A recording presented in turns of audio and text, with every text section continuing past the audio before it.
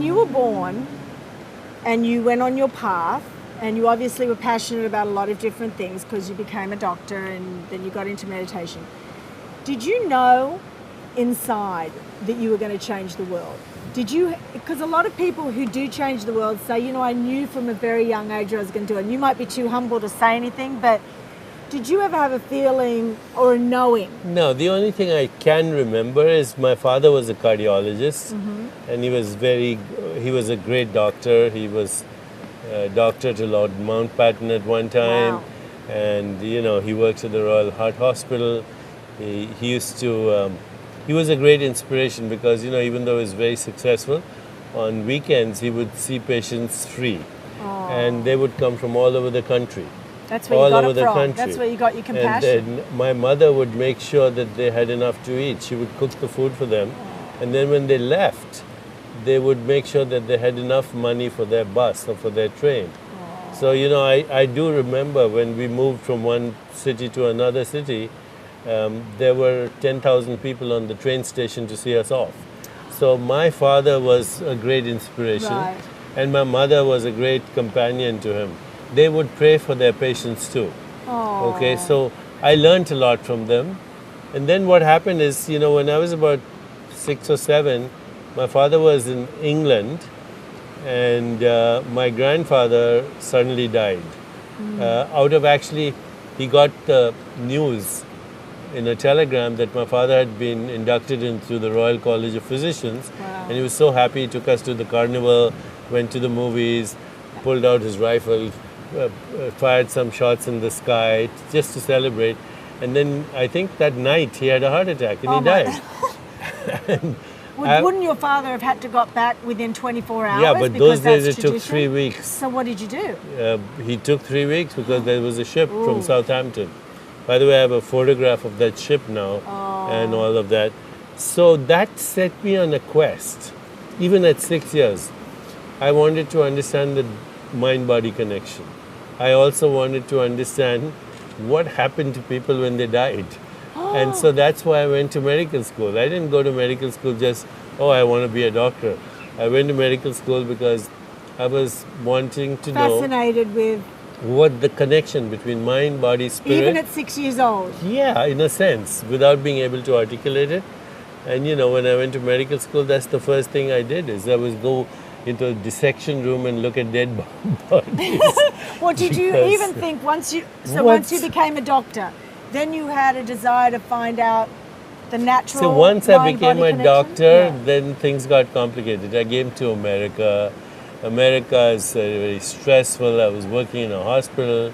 All of us used to smoke cigarettes and drink a lot of alcohol. I'm shocked. Yeah, everybody did that. Yeah, in the 1970s. Shh, don't tell anybody And Deepak so was doing I that. started to say, what am I getting into? Following all these American doctors and into this stressful lifestyle. And so I switched.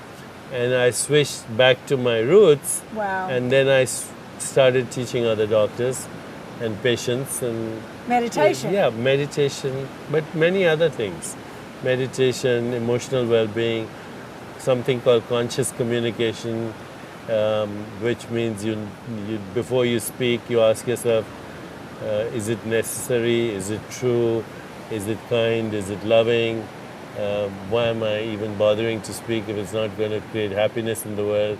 So a lot of things that had to do with your spirit, with your mental framework and emotional well-being and how you communicated that to the world. Because I saw that consciousness is basically what influences everything. Our thoughts, our feelings, our emotions, our personal relationships, our social interactions, our environment, our daily behavior.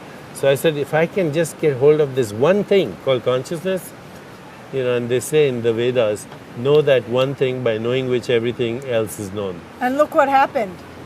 You wrote countless books. Yeah. You've affected millions of people. Yeah.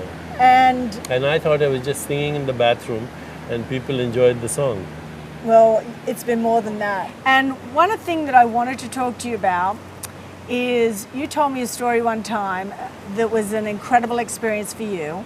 and you traveled in Thailand. You shaved your head, and you've got beautiful hair, but you did shave your head, and you became a monk, and that meant that you had to beg on the street for your food. So tell me a little bit about that experience, because you'd already had all this success and all this fame, and you chose to go for 2 weeks and have an experience like that. Well, every 4 months for the last 20 years or more, I've taken a week of silence. And that week of silence is for my own self, to renew my spirit. And even though I meditate for 2 hours or more every day, that week of silence has been very important to me.